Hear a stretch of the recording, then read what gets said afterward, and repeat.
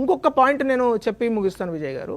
Actually Revanth Reddy గారు అదృష్టవంతుడు అనుకోవచ్చు. ఎందుకంటే 2023లో గెలిచిన తర్వాత ఆయన హైదరాబాద్ అంటే జిహెచ్ఎంసీ పరిధిలో ఒక్క సీటు కూడా గెలవకపోయినా అదృష్టవశాత్తు 2 ఉప ఎన్నికలు జిహెచ్ఎంసీ పరిధిలోనే వచ్చినాయి. అటు కంటోన్మెంట్ కావచ్చు, ఇటు జూబ్లీ హిల్స్ కావచ్చు. అయితే రెండిట్లలో కూడా వీళ్ళకు యాంటీ ఇన్కంబెన్సీ లేదు. ఇప్పుడు ఈ రోజు ఒకవేళ ఏదో రూరల్ ఏరియాలో ఆదిలాబాద్ జిల్లాలోనో నిజామాబాద్ జిల్లాలోనో వచ్చి ఉంటే అసలు కథనే వేరే తీరుంటుండే.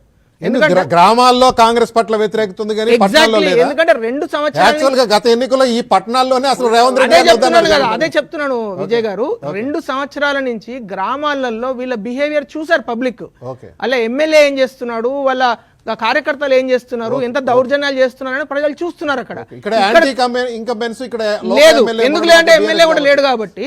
ఇంకొక పాయింట్ ఏంటంటే ఇప్పుడు నిజంగా నేను అంటే మన Ram is a good friend, నిజంగా వారికి ఒకవేళ చిత్తశుద్ధి ఉంటే ముఖ్యమంత్రి గారికి జూబ్లీ హిల్స్ పైన ఆయన కరెక్ట్గా 300 మీటర్లు 250 మీటర్లకు జూబ్లీ హిల్స్ నియోజకవర్గం స్టార్ట్ అవుతుంది వాళ్ళ ఇంటి నుంచి. అలాంటిది 2023 డిసెంబర్ నుంచి 2025 జూన్ వరకు కనీసం తొంగి చూశాడు ఆయన.